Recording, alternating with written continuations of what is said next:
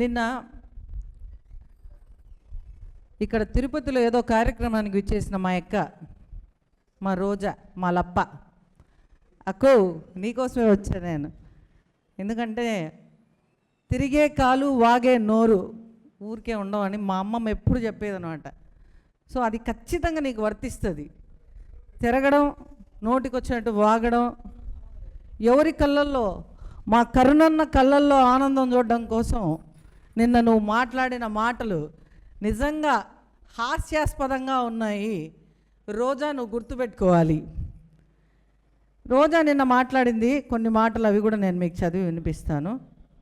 అన్నీ ఆనిముత్యాలు. మా అక్క మాట్లాడితే మామూలుగా ఉంటుంది లాంగ్వేజ్.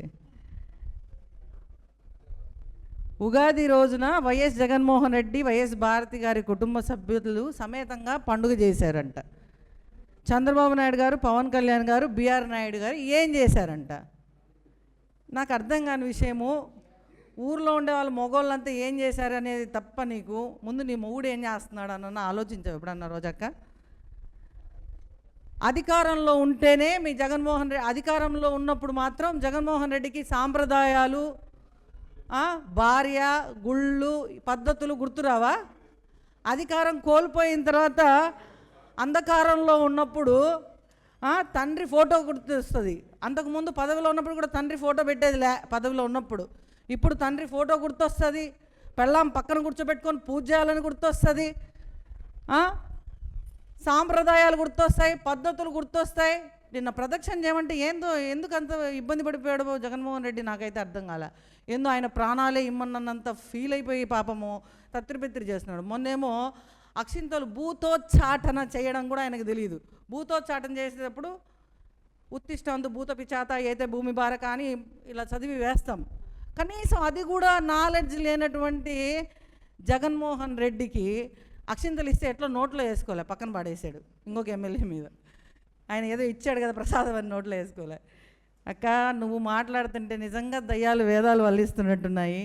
ఆయనకి పదవిలో ఉన్నప్పుడు చెల్లి, తల్లి ఎవరు గుర్తురారు, ఏమీ గుర్తురావు. అలాంటి అవకాశవాది గురించి నువ్వొచ్చి మాట్లాడుతుంటే మాకు నవ్వొస్తుందక్క. నోరు అదుపులో పెట్టుకొని, నీకు చాలాసార్లు చెప్పినా కూడా నీకు సిగ్గు శరం లేకుండా చంద్రబాబు నాయుడు గారు ఏం చేశారు, బిఆర్ నాయుడు గారు ఏం చేశారు, పవన్ కళ్యాణ్ గారు ఏం చేశారు, లోకేష్ బాబు ఏం చేస్తున్నాడు, నీకు ఏం కావాలో చెప్తే ఖచ్చితంగా అదే చేయమని వాళ్ళకి ఏదైనా మేము వినతి పత్రం ఇస్తాం. పాపం నిన్న ఇక్కడికి వచ్చావు కదా, కరుణన్న ఏమైనా మంచి బ్రాండ్ ఇచ్చాడా ఏమో నాకు అర్థం కాలేదు. ఆ కళ్ళల్లో ఆనందం చూడడానికి నీ అగసాట్లు మా కళ్ళ ముందర కట్టినట్టు కనిపించాయక్క. ఈమె నిన్న మాట్లాడింది కదా పెళ్ళాలు, ఇంకొక మాట కూడా అనింది. పాయింట్ టు పాయింట్ మాట్లాడతానక్క, నీకు పాయింట్ టు పాయింట్ మనకి ఎంత చెప్పినా సిగ్గు సరి ఉండదు అనుకో.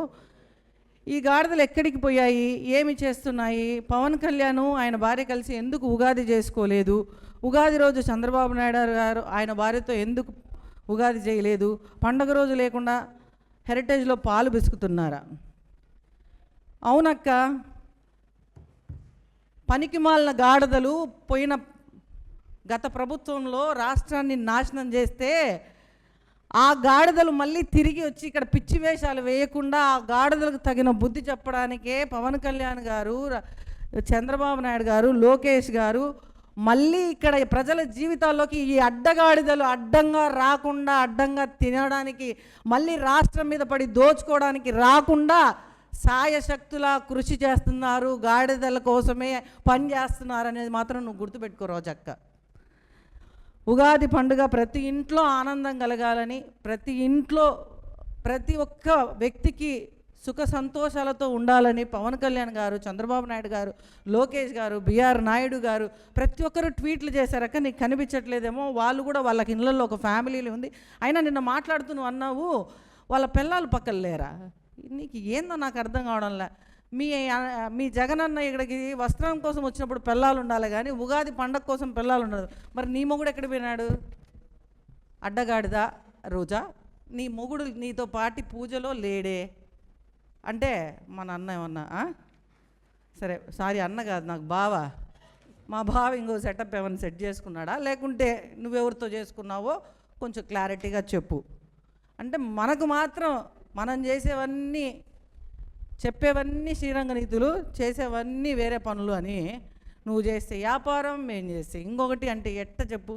నీకు మాత్రం మొగుడు ఉండబడలా, ఇంకొకళ్ళకి మాత్రం పిల్లలు ఉండాలి. పిల్లలు వాళ్ళకి పనులు ఉన్నాయా, వాళ్ళు ఎక్కడున్నారో నీకు చెప్పాలా, ఫోటోలు పెట్టాలా, సరిపోతుందా? లేకపోతే నిన్ను కూడా తొడబోవాలా? ఎక్కడికి పోతే అక్కడికి ఏం మాట్లాడుతావు? అడుదిరి ఇడుదిరి బీఆర్ నాయుడు గారి దగ్గరికి వస్తావు, అడుదిరి ఇడుదిరి పవన్ కళ్యాణ్ గారి దగ్గరికి వస్తావు, అడుదిరి లోకేష్ బాబు దగ్గరికి వస్తావు. నీకు ఏం అవసరము? అసలు ఎందుకు మాట్లాడను? అంటే ప్రజల సమస్యలు లేకుండా పరిపాలన జరుగుతుంది గత 2 సంవత్సరాలుగా. కాబట్టి మీకు సమస్యలు లేవు. ఆ సమస్యల మీద మాట్లాడడానికి సమస్యలు లేవు కాబట్టి వ్యక్తుల మీద మాట్లాడితే ఏదో జగనన్న కళ్ళల్లో ఆనందము, మా కరుణన్న కళ్ళల్లో ఆనందము. ఇంత దూరం వచ్చినందుకు ఆ బ్రాండో, చీరో, పట్టు చీరో మొన్న అందరికీ సన్మానాలు చేశాడు. నీకు కూడా అట్ట సన్మానం ఏమైనా చేశాడో మరి పర్సనల్గా మాకు తెలియదు.